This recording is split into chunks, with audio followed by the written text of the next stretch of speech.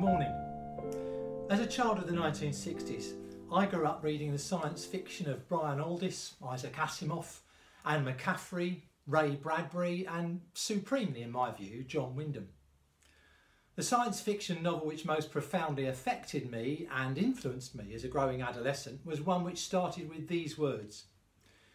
When a day that you happen to know is Wednesday starts off sounding like Sunday, there's something seriously wrong somewhere. Well, it's a bright sunny day and it happens to be a Tuesday, but I'm feeling that those words, the opening lines of John Wyndham's The Day of the Triffids, rather neatly expresses what I and I'm sure many others are feeling this morning after the events of the last few months brought us to the point where our libertarian Prime Minister reluctantly announced what amounts to a lockdown in the UK last night. Suddenly all the drama of the last couple of weeks begins to feel real, doesn't it? Even for those of us who've spent days waking up each morning wondering whether we'd all become characters in someone else's science fiction novel. Are you amazed at how quickly social norms and mores have begun to break down? How quickly the me first and damn the rest of you attitude has come to the fore?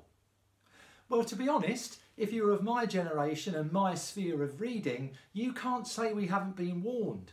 Virtually every sci-fi novelist at some point or other riffs on the theme of the paper-thin nature of society and societal norms, that human growth, stability and stable government rests almost entirely on the consent of the governed, no matter if it's occasionally laced with compulsion. That our comprehension and disbelief of what's happening is most often likened to feeling as if it's an act or some kind of elaborate joke is no real surprise. Again, we were warned by Wyndham. Listen to this. It must be, I thought, one of the human race's most persistent and comforting hallucinations to trust that it can't happen here, that one's own time and place is beyond cataclysm. Well, it is happening here, and it's happening to us.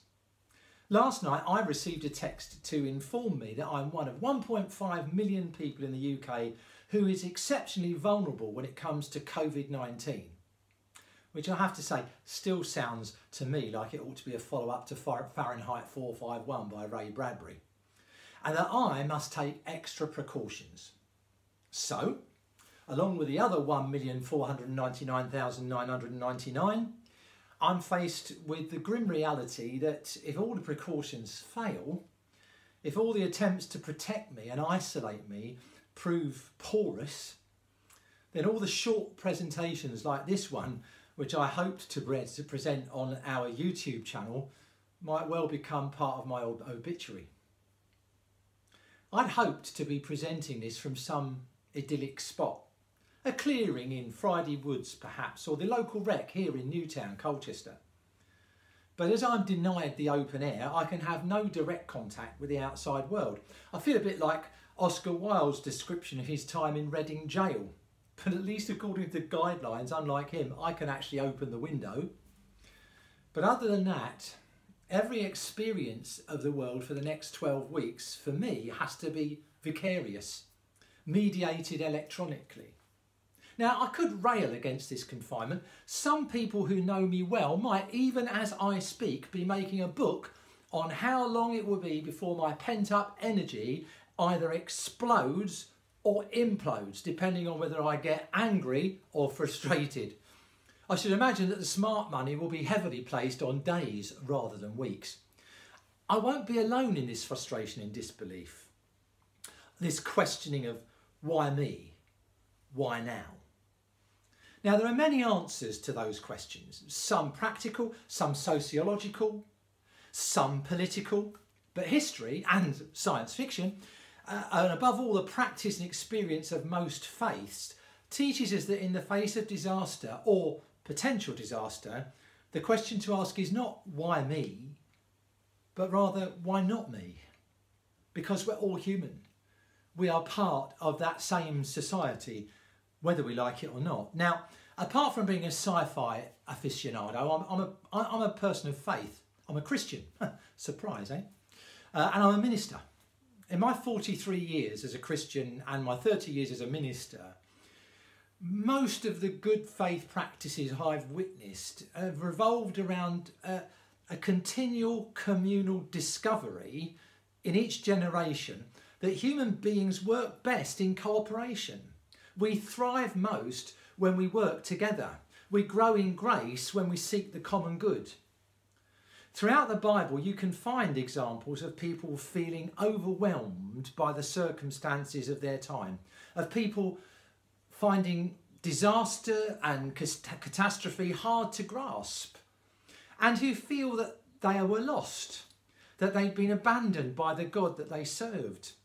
And then all pretense and hubris stripped away, rediscovering that the God they thought had abandoned them was still present, still with them in the heart of their loneliness, their terror, and their despair.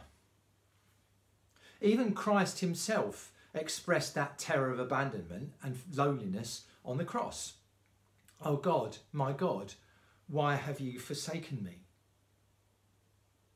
In other words, you are not alone in feeling alone and alone in feeling fearful. And the emotions of loneliness and fear are not pathetic or self-serving or risible. For many of us today, they are real, present, and almost tangible. And the effect of the day-to-day constant fear can grind you down. Here's a quote from John Wyndham again. This is one of his main characters, Jocelyn, talking about hiding out alone after the novel's apocalyptic events had already taken their toll. She says, "Until then, I'd always thought of loneliness as something negative, an absence of company, and of course, something temporary. That day I had learned that it was much more. It was something which could press and oppress, could distort the ordinary and play tricks with the mind, something which lurked inimically all around, stretching the nerves and twanging them with alarms, never letting one forget that there was no one to help, no one to care. It showed one as an atom adrift in vastness, and it waited all the time its chance to frighten, and frighten horribly. That was what loneliness was really trying to do, and that was what one must never let it do."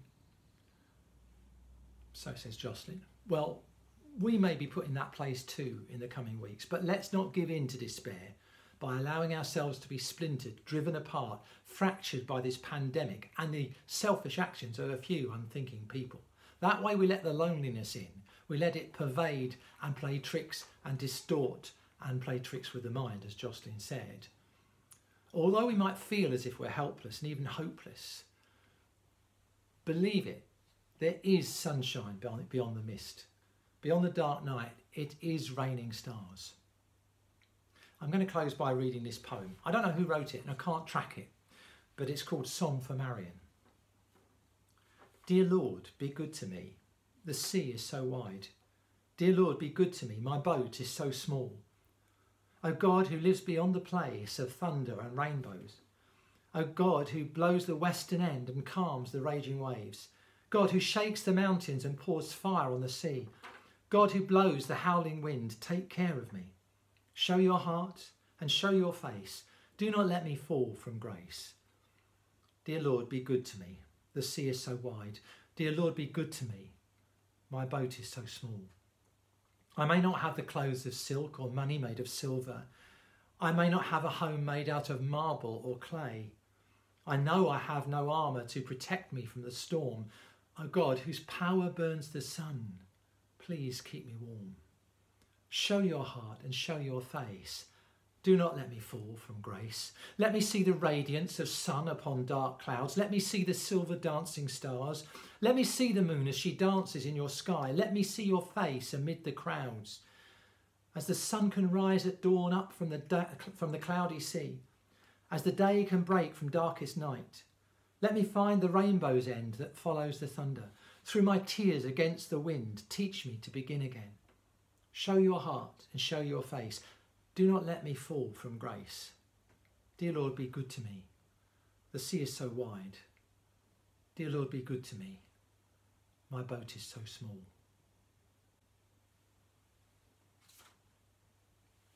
Stay safe, people. God bless you. And have a good day.